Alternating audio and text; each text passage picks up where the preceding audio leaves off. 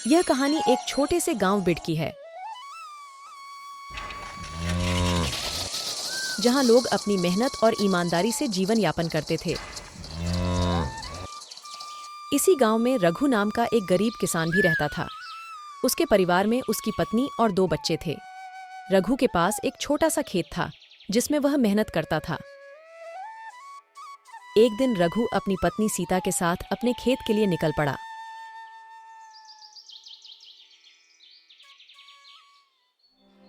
सीता, देखो इस साल फसल बिल्कुल नहीं हुई। बारिश न होने के कारण सब बर्बाद हो गया।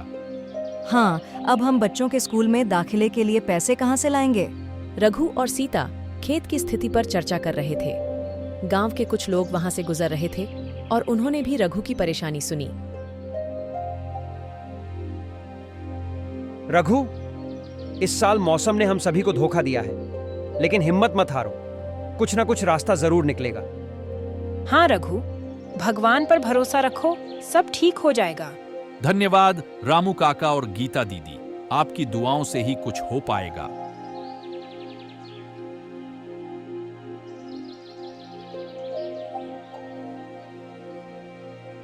रघु, खेत में पानी की कमी है और बारिश भी नहीं हुई है।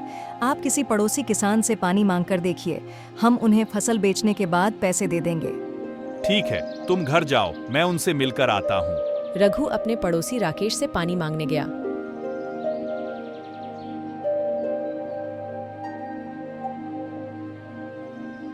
राकेश भाई, मेरे खेत में पानी की बहुत कमी है, क्या तुम मुझे कुछ पानी दे सकते हो? मैं फसल बेचने के बाद पैसे लौटा दूंगा।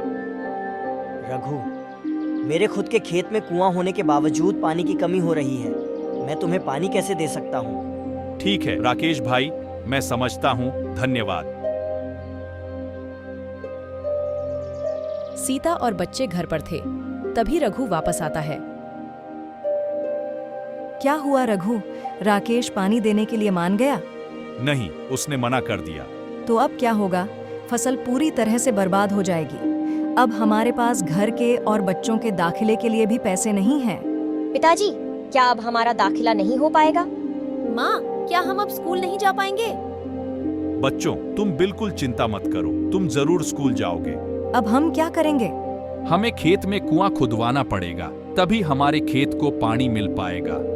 लेकिन उसके लिए तो बहुत ज्यादा पैसे लगेंगे, वो कहाँ से आएंगे? सीता, तुम चिंता मत करो, मैं कुछ करता हूँ।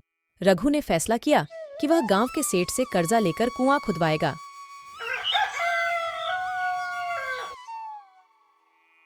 सेठ जी, हमें इस साल फसल नहीं हुई, हमें खेत में कुआं बनवाना है, कृपया हमें कुछ कर्ज दें। रघु, मैं तुम्हारी मदद कर सकता हूँ, लेकिन तुम्हें मेरी शर्तें माननी होंगी। जी सेठ जी, मैं आपकी शर्तें मानने को तैयार हूँ। रघु ने सेठ से कर्ज लेकर खेत में कुआं बनवाया और पानी की समस्या हल हो गई। मेहनत करके रघु ने अच्छी फसल उगाई। सीता, देखो इस बार फसल बहुत अच्छी हुई है। अब हम बच्चों का दाखिला करवा पाएंगे और घर भी अच्छे से चल पाएगा और सेठ का कर्जा भी कम हो जाएगा। हाँ, आपकी मेहनत रंग लाई, भगवान का शुक्र है। बच्चों के स्कूल में दाखिले का समय नजदीक आ रहा था और रघु और सीता अपनी तैयारियों में लगे हुए थे। तभी बच्चे बाहर से घर में आते हैं। पिताजी, हमारे दोस्तों ने नई स्कूल में दाखिला कर दिया है। हाँ, अब हमारा दाखिला आप कब करवाएंगे? बच्चों, हम जल्द ही तुम दोनों का दाखिला नए स्कूल में कराएंगे, तुम चिंता मत करो। सब कुछ ठीक चल रहा होता है। तभी अचानक तेज आंधी और बारिश आने लगती है।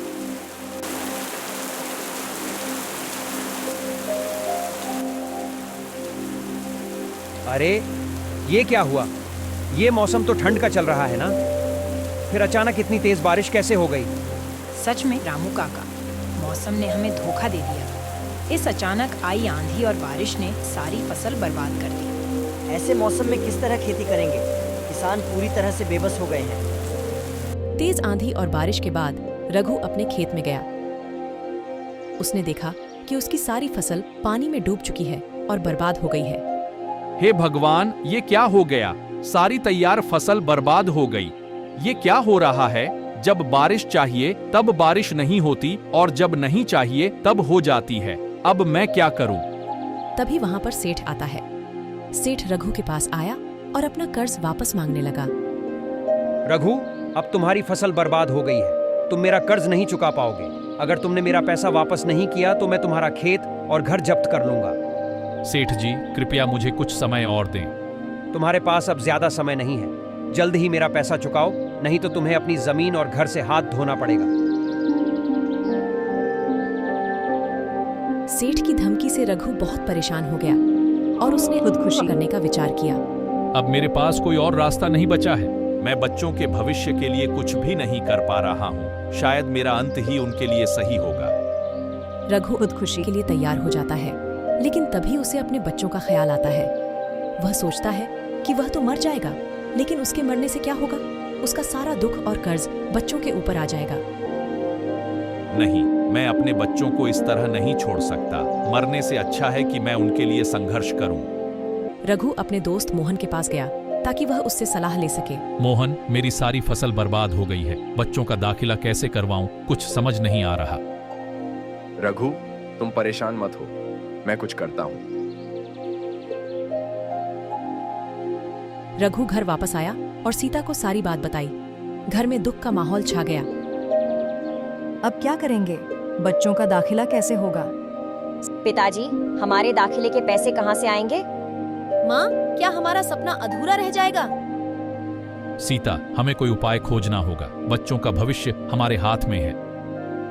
तभी मोहन रघु के घर आया। उसके हाथ में कुछ कागज थे। रघु, तुम्हारे बच्चों का दाखिला हो गया है। ये कैसे हुआ? मैं तुम्हारे बच्चों का रिजल्ट लेकर गया था। उनके अच्छे मार्क्स देखकर स्कूल ने इस बार गरीब किसानों के बच्चों के लिए मुफ्त में दाखिला करने का फैसला किया है। ये लो, उनके दाखिले के कागज। मोहन, तुमने तो हमारी सारी परेशानी हल कर दी। धन्यवाद दोस्त। भगवान का लाख लाख शुक्र है। अब हमारे बच्चों का भविष्य उज्जवल है। पिताजी, हम अब स्कूल जा सकते हैं। माँ, मैं अपनी नई किताबें और यूनिफॉर्म लूंगी। और छुट्टी के दिन हम भी आपके साथ खेत में काम करेंगे पिताजी। हाँ, हम आपकी मदद करेंगे। तुम लोग अच्छे से पढ़ाई करना और अपने माता पिता का नाम रोशन करना। मुझे खुशी है कि मैं तुम्हारी मदद कर सका। अब मुझे चलना होगा, और भी बहुत से काम बाकी हैं।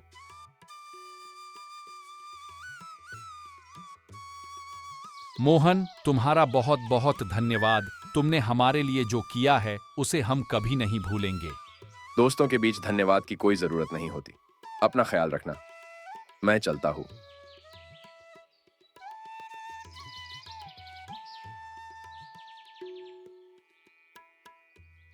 बच्चों के दाखिले के बाद सीता को अब कर्ज चुकाने की चिंता सताने लगी।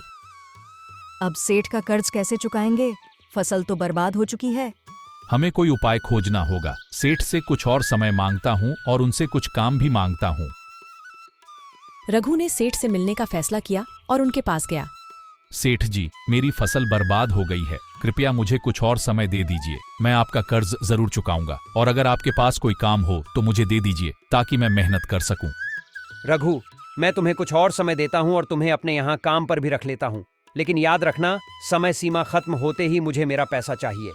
जी सेठ जी, आपका बहुत बहुत धन्यवाद। मैं अपनी पूरी मेहनत करूंगा। रघु ने सेठ के यहाँ काम करना शुरू कर दिया। साथ ही अपने खेत में भी मेहनत करने लगा। धीरे धीरे उसने सेठ का कर्ज चुकाना शुरू किया।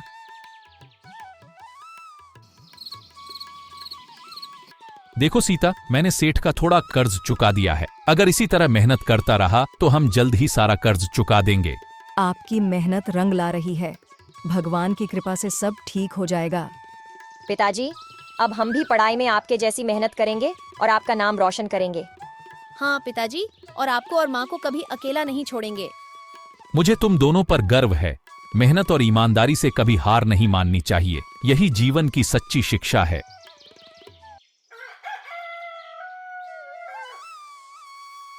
रघु की मेहनत रंग लाई और उसने सेठ का सारा कर्ज चुका दिया। उसके खेत में भी अच्छी फसल होने लगी और उसका परिवार खुशहाल जीवन जीने लगा। इस कहानी से हमें यह सीख मिलती है कि कठिन परिश्रम, ईमानदारी और हिम्मत से हर मुश्किल का सामना किया जा सकता है। जीवन में कभी भी हार नहीं माननी चाहिए।